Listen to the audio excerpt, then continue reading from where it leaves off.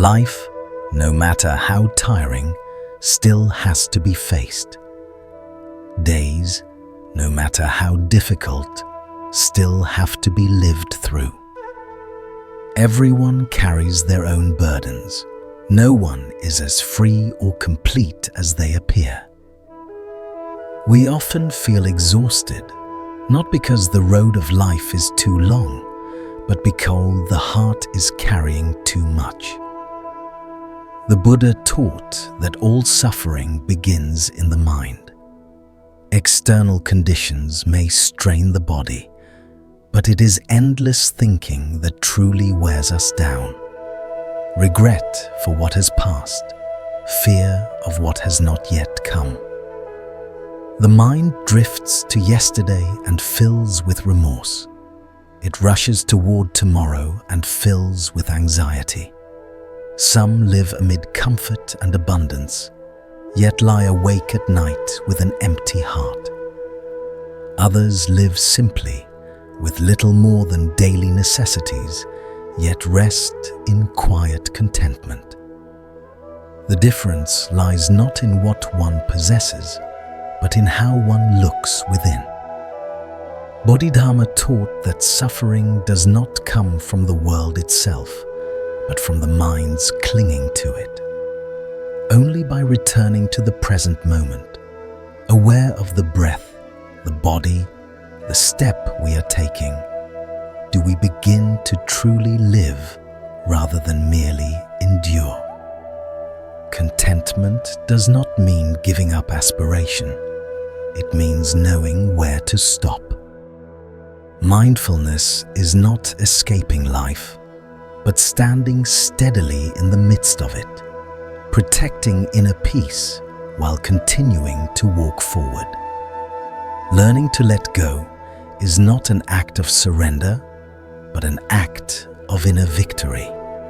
It is the quiet triumph of releasing the invisible burdens we have carried for too long within the mind. Under the light of the Buddha's teachings and the meditative spirit of Bodhidharma, this video invites you to walk together on a journey that appears small, yet reaches something vast.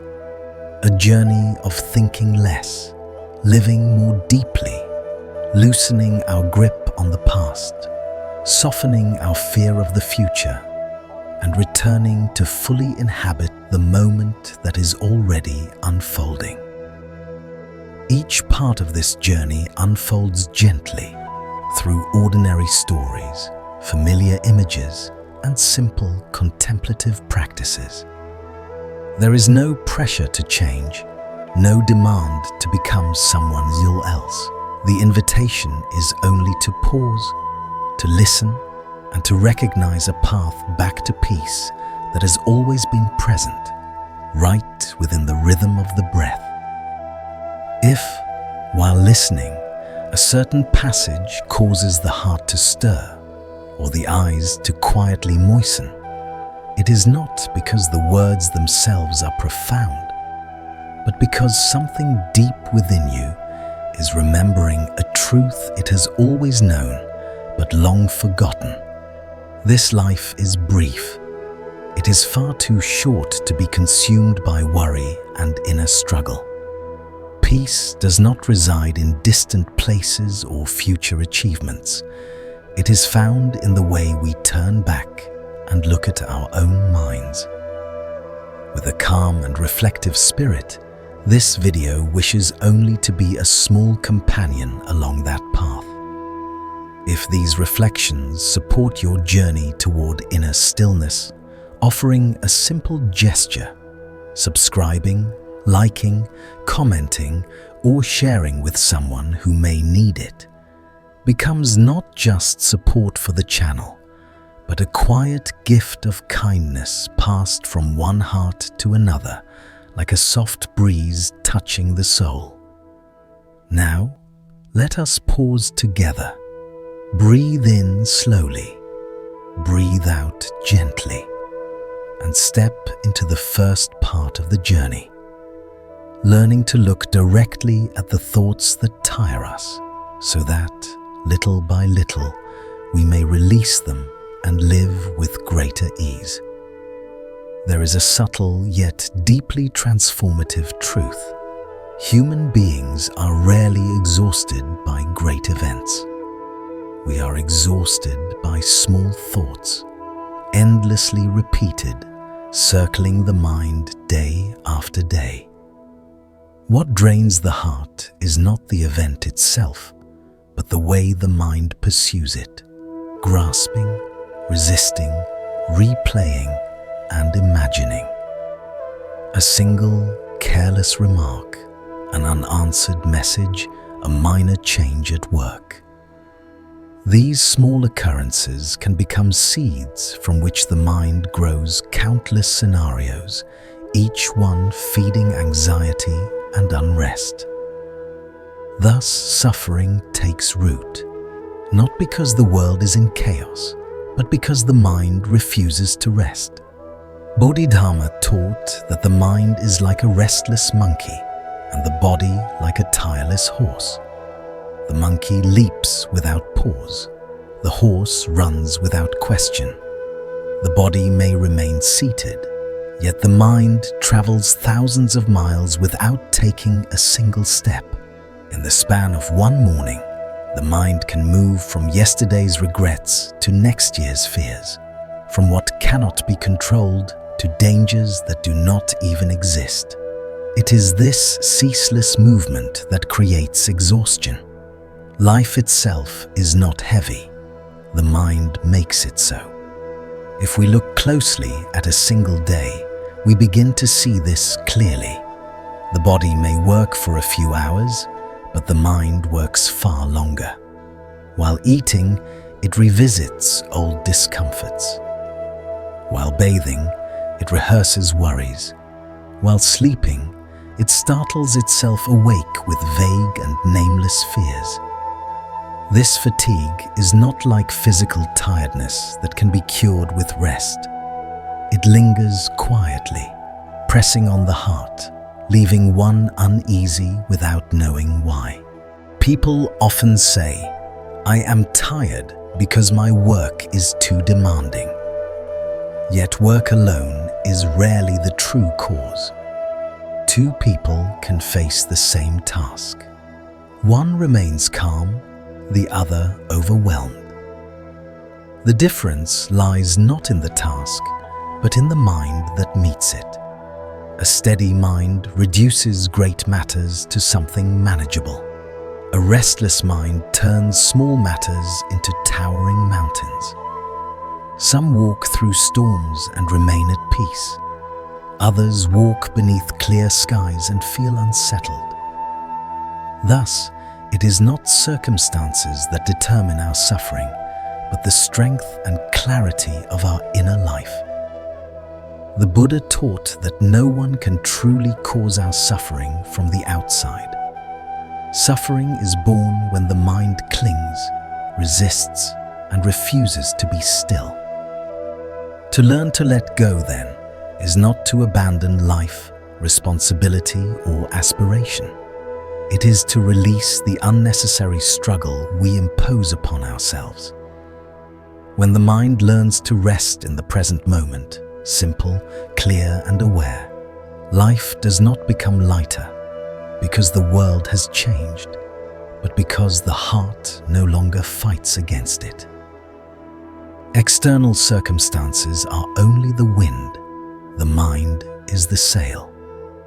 When the sail is torn, even a light breeze can cause the boat to tilt and lose balance. When the sail is strong and intact, even violent storms cannot easily sink it.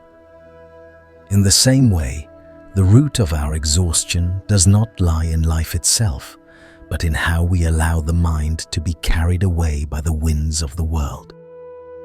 Instead of returning to our true foundation, awareness, we let ourselves drift, pulled in countless directions by circumstances we cannot control.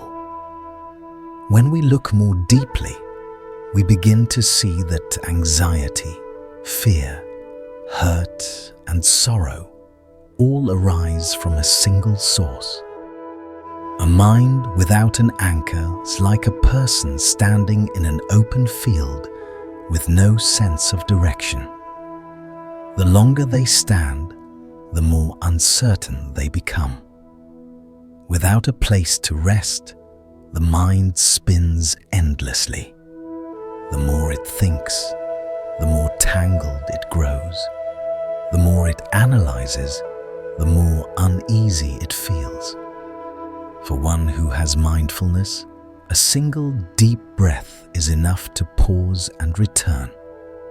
For one who lacks it, the mind is swept away like a body caught in a flood. Struggling only leads to deeper sinking.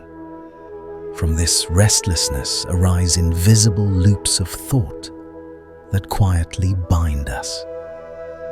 We begin to doubt our own worth, wondering whether we are good enough or whether we will be left behind. We fear losing what we already have, and we fear failing to attain what we desire. We measure our lives against the lives of others and torment ourselves with comparisons, asking why others seem at peace while we remain unsettled. Yet in truth, each person inhabits a world of their own. No two inner landscapes are the same. Much of our suffering comes from tying our minds to lives that are not ours to live. There are those who appear outwardly strong, yet are easily shaken by the smallest event. This is not because they are weak, but because they lack an inner place of refuge. And that refuge cannot be found in another person, in wealth or in success. It is found in a mind that knows when to stop. The mind is like a glass of muddy water. The more it is stirred, the murkier it becomes. Only when the glass is set down and left undisturbed does the water slowly clear. In the same way, when we learn to pause, to take one conscious breath and allow things to settle, we begin to see that many of our pains were never as heavy as we believed. Most suffering is born from the habit of magnifying problems. A small incident in the morning is carried through the entire day. A careless remark echoes in the mind for a week. A vague, undefined fear is carried for months. Over time, we grow so accustomed to this pattern that we mistake it for who we are, calling it our personality. Yet it is not our nature. It is only a habit. And habits, when seen clearly, can be transformed. The first step in transformation is a simple but profound realization. The mind is not tired because life is difficult, but because we have not yet learned how to hold it gently and wisely. When this understanding arises, we take the first true step on the path back to ourselves, a quiet journey inward towards steadiness, clarity, and inner stillness. When this truth is seen clearly, something subtle begins to shift. We stop blaming life for our exhaustion, and we stop blaming ourselves as well. We begin to understand that the mind, like a child who has wandered too long without guidance, simply does not know how to rest. It has learned to run, to chase, to calculate, and to defend. But it has forgotten how to be still. And so the practice is not to suppress thoughts or wage war against them, but to offer the mind a place of return. In the Buddha's teaching, this return is always simple. It does not require special conditions or perfect circumstances. It begins with awareness, quiet, steady, and non-judging. Awareness of the breath as it enters and leaves the body. Awareness of the feet touching the ground. Awareness of the body sitting, standing, or walking exactly as it is. When awareness is present, the mind naturally loosens its grip. Thoughts may still arise, but they no longer command our full attention. They become like distant sounds rather than urgent voices. Bodhidharma spoke of seeing the nature and becoming free. This seeing is not intellectual understanding, but direct recognition. When we watch the mind closely, we begin to notice that thoughts are not solid. They do not stay. They appear, shift, and dissolve on their own when not fed. What once felt overwhelming reveals itself as movement without substance. We realize that much of what we feared was never happening in the present moment at all. It was happening only in imagination. From this perspective, letting go no longer feels like loss. It feels like relief. We are not giving up something precious. We are setting down something heavy that was never truly ours to carry. The mind, when unburdened, becomes clear and spacious. Even ordinary moments regain their quiet beauty. A cup of tea becomes simply a cup of tea. A walk becomes just a walk. There is nothing to fix, nothing to chase, nothing to defend. This does not mean that life suddenly becomes free of difficulty. Challenges still arise, responsibilities still remain, and emotions still move through us. But there is a profound difference between pain and suffering. Pain is a natural part of being human. Suffering is what happens when the mind refuses to allow pain to pass. When mindfulness is present, pain can be met with gentleness. When mindfulness is absent, even small discomforts become unbearable. Over time, as we practice returning again and again to the present, a quiet trust begins to grow. We trust that we do not need to solve everything at once. We trust that this breath is enough.